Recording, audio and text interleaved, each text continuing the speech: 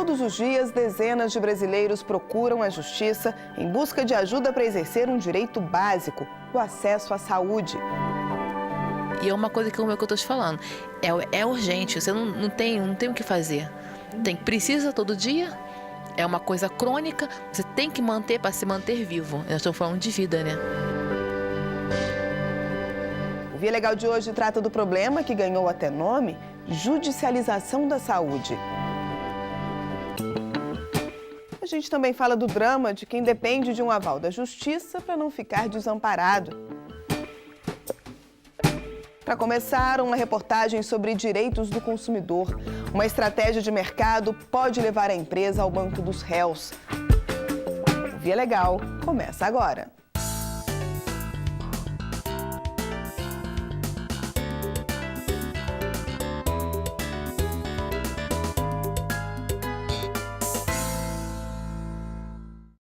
Uma tentativa de ganhar mais, contando com a falta de atenção e até de informação do consumidor. Muitas vezes essa é a intenção de empresas que decidem reduzir a quantidade de um determinado produto. O fabricante tem o direito de fazer esse tipo de alteração, mas por lei ele tem o dever de alertar o cliente para a mudança. Quem ignora essa regra pode ter problemas, inclusive nos tribunais. São centenas de produtos de todo o tipo espalhados por todos os lados. Mas, apesar da variedade de opções, na hora de fazer as compras, o critério de escolha quase sempre é o mesmo. O preço, né? Para o consumidor, hoje em dia, tudo é o preço. O dinheiro é pouco, o tempo é curto e raros são aqueles que tiram alguns segundos para reparar na embalagem. A gente não costuma olhar muito assim os prazos de validade, o tempo que foi embalado, essas coisas, né? Um erro, né? Que deveria sim olhar. E mesmo quando o consumidor se atenta aos mínimos detalhes, costuma ser difícil entender o que o fabricante quer dizer. Um exemplo comum é o deste iogurte, que traz na embalagem o aviso de que o produto é novo. Você está acostumado a comprar um iogurte e aí vem novo. Aí você não sabe se mudou a fórmula, se mudou a quantidade. Se você não conhece bem exatamente, você não sabe o que é. É ruim. Seria melhor se viesse dizendo o que foi modificado. Novo por quê? Débora tem razão. Mais do que isso, o que ela cobra é o direito à informação clara e precisa, que está garantido pelo Código de Defesa do Consumidor. Quando a norma não é respeitada, o responsável pode ser punido com multa. Em 2013, o Ministério da Justiça recebeu cerca de 120 milhões de reais de empresas que fizeram propaganda irregular ou enganosa. E o que não falta à indústria é criatividade para atrair a atenção e os impulsos do consumidor menos atento. Uma das estratégias é diminuir a quantidade de um determinado produto que continua sendo vendido na mesma embalagem. Alguns fabricantes até diminuem o preço, mas a queda nem sempre é proporcional ao que foi retirado do pacote. A Nestlé, por exemplo, reduziu em 50 gramas o conteúdo de 2 tipos de biscoitos. A empresa alega que alertou o consumidor por meio de avisos nas embalagens, mas para o Ministério da Justiça essa providência não é suficiente. Realmente constatamos que houve a diferença da gramatura sem a informação clara, ostensiva e transparente para o consumidor, como o próprio Código de Defesa do Consumidor dispõe. E a Nestlé foi multada em R$ 591 mil, justamente em razão de violação à informação ao consumidor. A empresa recorreu à Justiça, que em primeira instância entendeu que não houve violação ao direito do consumidor, já que a nova gramatura estava indicada na embalagem. Inconformada, a União recorreu ao Tribunal Regional Federal da Primeira Região, onde a sentença foi reformada. Poderia fazer campanha de esclarecimento, se poderia dizer que, inclusive, com a redução do tamanho, a redução do preço, se poderia ter pessoas nos mercados esclarecendo, como se costuma ver normalmente no supermercado, banners, cartazes. São várias formas diferenciadas que dariam essa natureza de ostensividade à comunicação dessa alteração. Lembra do alerta de novo na embalagem que a Débora falou lá no começo da matéria? Pois é, essa também é uma forma errada e cada vez mais comum de alertar o consumidor sobre a redução da gramatura do produto. Olha que propaganda omissa neste aspecto. Qual seria o correto? Produto novo, estamos diminuindo a quantidade, você está pagando menos. E aí caberia ao consumidor avaliar se esse desconto que ele está recebendo é ou não proporcional ao que foi retirado dessa embalagem. Cristiano é um consumidor atento e exigente, daqueles que se preocupam não só com o preço, mas com todas as consequências que a simples escolha de um produto pode gerar. Se a embalagem ela é para caber 1 litro de produto, ela não pode, em algum momento nenhum, ter 950, 900. Ela tem que preencher aquele espaço, senão ela vai estar comprando lixo.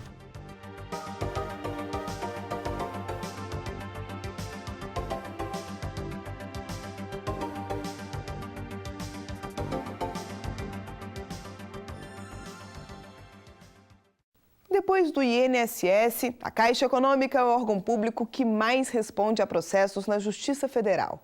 Em boa parte desses casos, os autores são pessoas que querem negociar dívidas.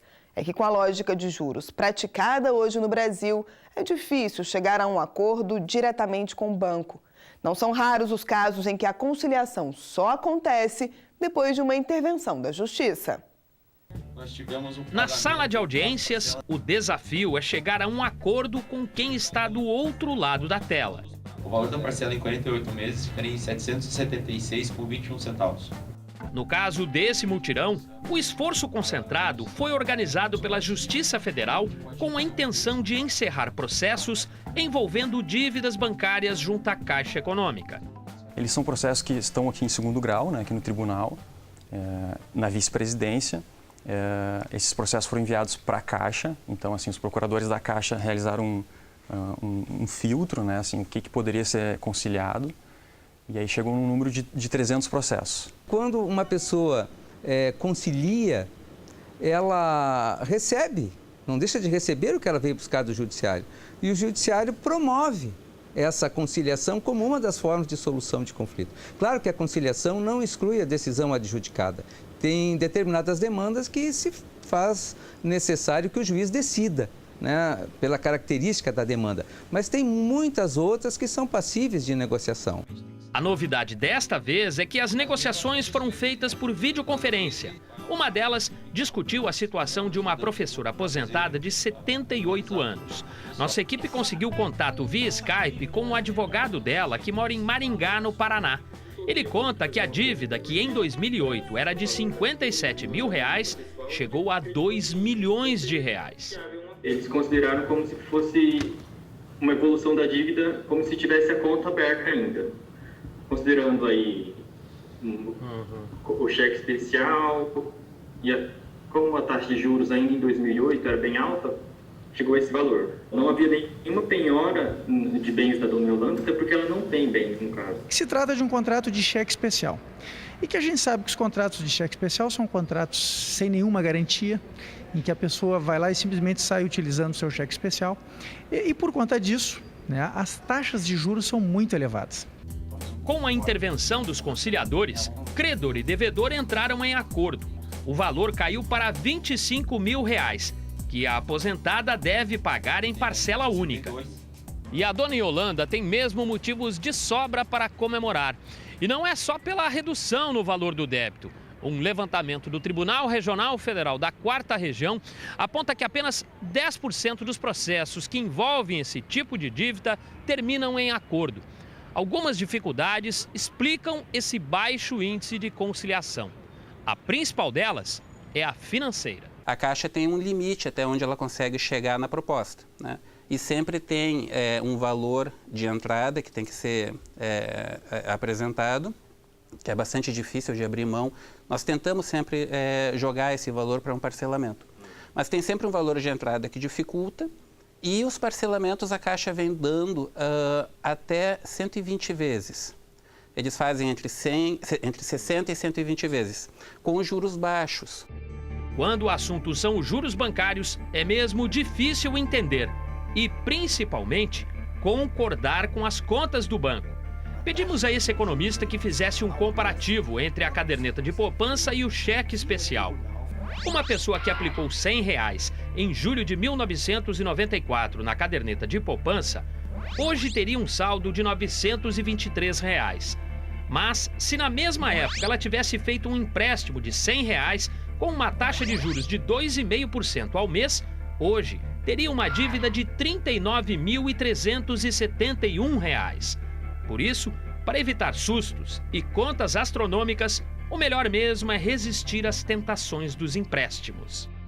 Dois momentos são importantes o cidadão refletir. Em primeiro lugar, as taxas de juros são a maior armadilha que o cidadão tem no Brasil. Nós estamos falando que o Brasil é um dos países de maior taxa de juros. O fato da nossa taxa Selic hoje está em 11% e isso onera demasiadamente os financiamentos e empréstimos. O segundo entendimento é não solicitar, não buscar, não fazer contratos de empréstimos, de financiamento com taxas de juros elevadas. Já quem não conseguiu resistir a esse tipo de armadilha, a única alternativa pode ser a conciliação. Para ela foi tirar o peso das costas, foi um alívio. Para muitos brasileiros, a via judicial é a última esperança para não ficar desamparado. Eu estou falando de pessoas que recorrem aos tribunais em busca de benefícios assistenciais ou previdenciários. O Via Legal esteve no interior da Paraíba para conhecer um desses casos. São quase 2 horas de viagem de João Pessoa até Solânia. Nosso destino é a casa de Dona Josefa. Desde a morte do pai, a mulher que hoje tem 62 anos vive sozinha. Sem ajuda, até as tarefas simples do dia a dia ficaram mais difíceis. É que desde o nascimento, ela convive com as consequências da paralisia obstétrica. Trata-se de uma lesão no plexo braquial. O conjunto de nervos que fica no pescoço e nas axilas é responsável pelo movimento e a sensibilidade de dedos, mãos e braços. A estimativa é que o problema atinja 25 bebês em cada grupo de 10 mil. No caso de Dona Josefa, o braço direito foi o mais prejudicado. Mas as limitações não impediam que ela trabalhasse. A merendeira só parou depois de sofrer um acidente doméstico que agravou o problema. Depois da queda, atingiu mais os nervos, né? Os nervos cada vez vai encolhendo, né? Dificuldade de lavar uma roupa, né? Pegar um peso. Como tinha carteira assinada, ela passou a receber auxílio-doença. Mas depois de 4 meses, o INSS suspendeu o pagamento. Na época, a alegação foi de que a merendeira tinha condições de voltar ao trabalho. Mas não foi o que aconteceu. Desempregada, Dona Josefa contou com a ajuda da família e até mesmo de vizinhos para pagar as despesas de casa. Com o passar dos anos, a saúde ficou ainda mais debilitada. Além da fraqueza muscular, ela tem pressão alta, colesterol alterado e diabetes. Diante do quadro, a alternativa foi procurar a justiça. E deu certo. Já foram 2 decisões reconhecendo o direito ao auxílio-doença. Além disso, os desembargadores do Tribunal Regional Federal da 5ª Região determinaram que o Instituto pague os valores retroativos que já deveriam ter sido recebidos pela segurada. Então, o benefício dela está mantido, né, e ela vai ser convocada com a periodicidade administrativa do INSS para verificar se aquela incapacidade permanece ou não. Trata-se de um procedimento padrão adotado pelo INSS para reavaliar as condições do segurado. Dependendo do resultado dessas perícias, o benefício pode ser mantido, suspenso ou até convertido em outro tipo de ajuda. Esse benefício também pode vir a ser transformado em aposentadoria por invalidez, quando identificado que aquela incapacidade é indefinida. Não existe uma definição de quando o segurado vai poder ou não voltar a uma atividade normal. No caso de Dona Josefa, o laudo mais recente diz que a incapacidade é parcial. Mesmo sabendo que ela vai continuar tendo de se apresentar ao INSS, o advogado comemora a decisão da Justiça. Porque só vendo ela dizer que a vida mudou no sentido de uma alimentação, uma medicação, quer dizer, o mínimo necessário ela tem para sobreviver, isso é uma vitória muito grande.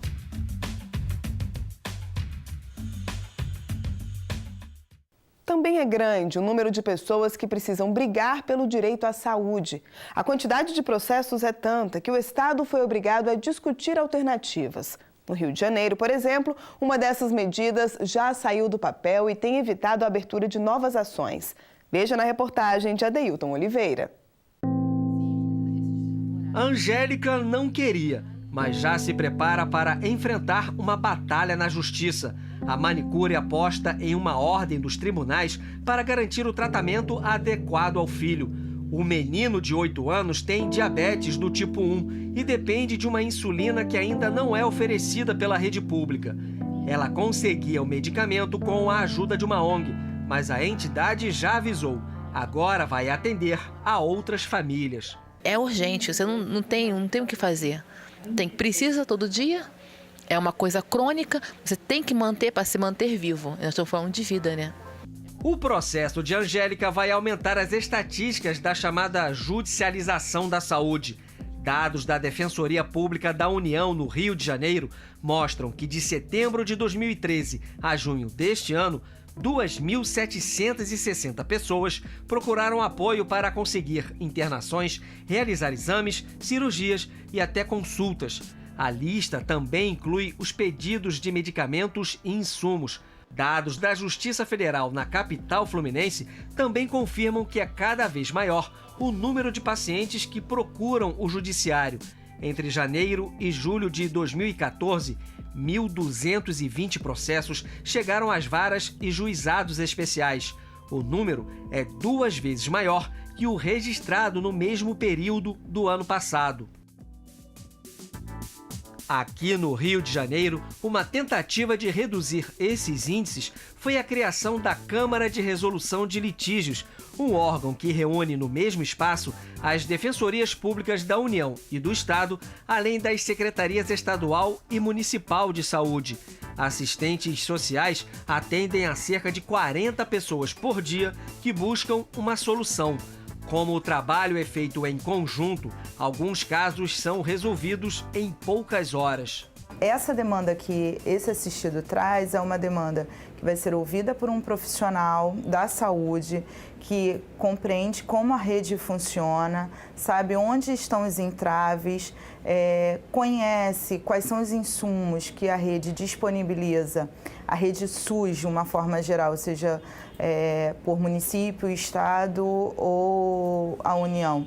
Sabe de que modo esse assistido pode acessar aquilo que ele tem direito e o modo de fazê-lo.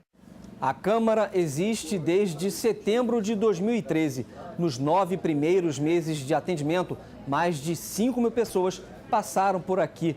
Cerca de 40% dos casos tiveram soluções administrativas, ou seja, deixaram de se transformar em ações na justiça. E o mais importante, algumas histórias contadas nessas mesas fizeram gestores mudarem os critérios na hora de avaliar os pedidos. Foi o que aconteceu nos casos de pedidos de um respirador mecânico chamado BiPAP. O equipamento garante o fluxo de ar contínuo para os pulmões e, por isso, é essencial à sobrevivência dos portadores de esclerose lateral amiotrófica. A doença, de causas desconhecidas, atinge as células nervosas do cérebro e da medula espinhal.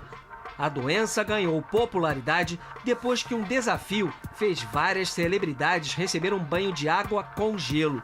A campanha tinha como objetivo recolher dinheiro para entidades ligadas à pesquisa e tratamento.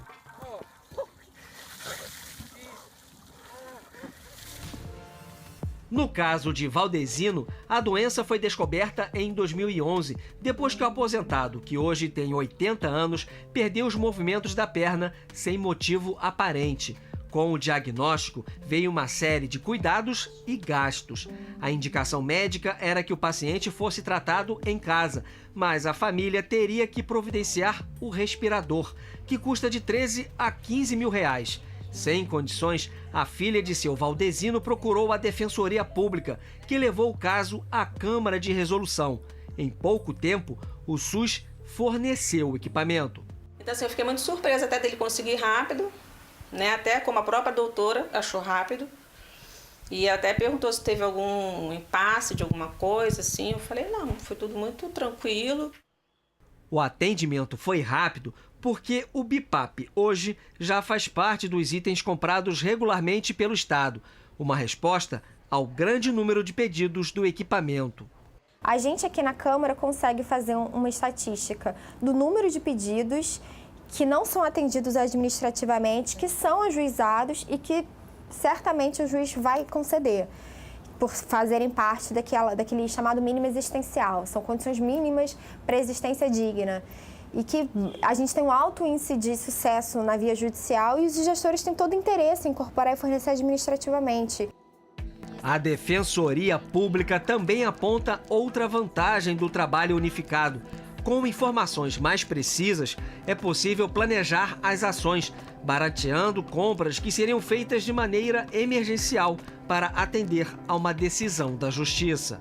Isso vai permitir que a União, o Estado e o município acabem adquirindo esses itens de modo mais barato, porque eles conseguem comprar em bloco os insumos, em vez de ficar comprando individualmente para ficar pagando problemas isolados, conseguem adquirir esses itens em bloco e satisfazer a pretensão da população.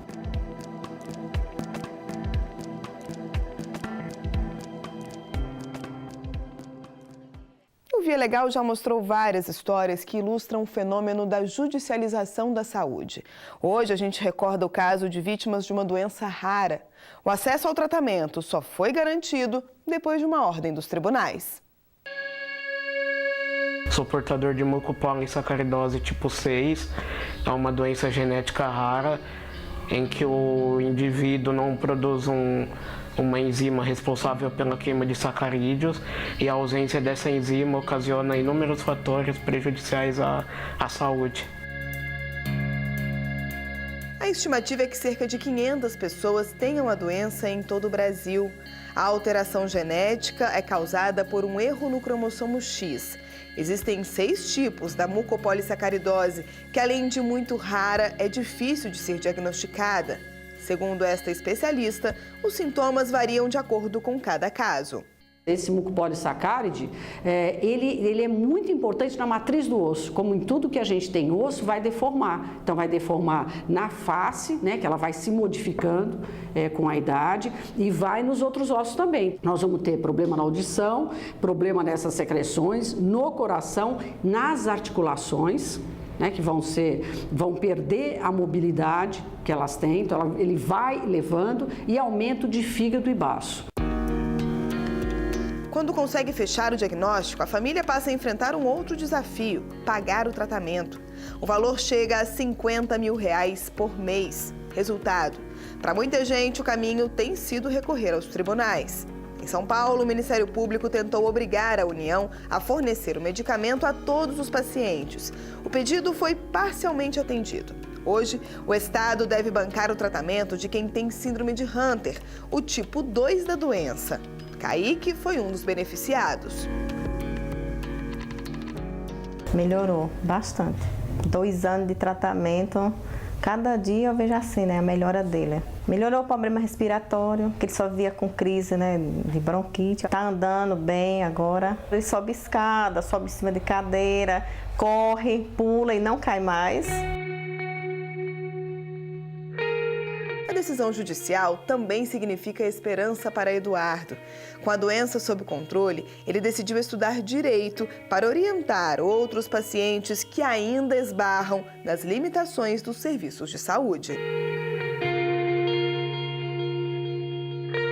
Tendo esse conhecimento técnico, a gente pode orientar e ajudar as pessoas a garantirem seus direitos, porque eles existem, mas não é preciso acionar o Estado para que eles venham a cumprir com esse direito.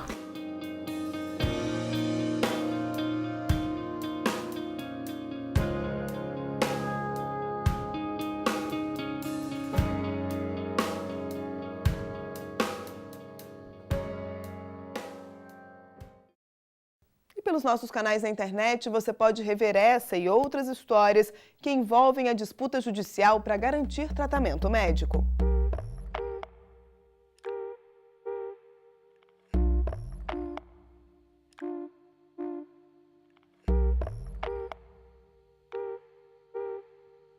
O Via Legal de hoje termina aqui. Eu te encontro na semana que vem. Até lá!